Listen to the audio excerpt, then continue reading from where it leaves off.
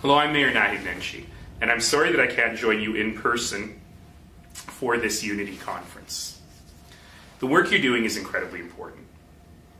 We live in a world where, for whatever reason, voices of anger and bitterness have grown louder and louder and louder. And they're expressing themselves in hatred, in bigotry, in intolerance, louder and louder and louder.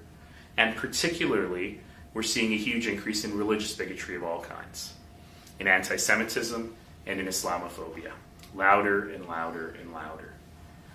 So, as human beings, as citizens, as people who live on this land together, we must ask ourselves, what do we do about that? How do we manage that? And I would suggest that what you're doing today at this Unity Conference is an important part of the cure, is an important part of the antidote. Coming together, breathing the same air as one another, and having open conversations about what we can do, every single one of us, in order to fulfill that promise of this community. That promise that it doesn't matter what you look like or where you come from, or how you worship or whom you love, that every single one of us should have the opportunity right here, right now, to live a great Canadian life. A life of dignity, a life of opportunity. And certainly those of us who are politicians have a special role to play.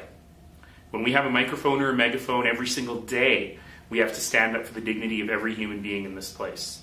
We have to resist the urge to flirt with those who hate and those who are intolerant for short-term electoral gain. But it's about much more than politicians.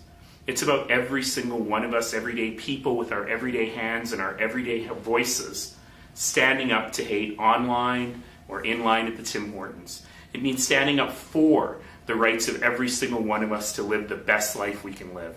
And this conference today and the research that we're talking about today is a very important part of that. So thank you for coming together. Let us continue to make sure that we're fulfilling that promise of our community for every one of us every single day.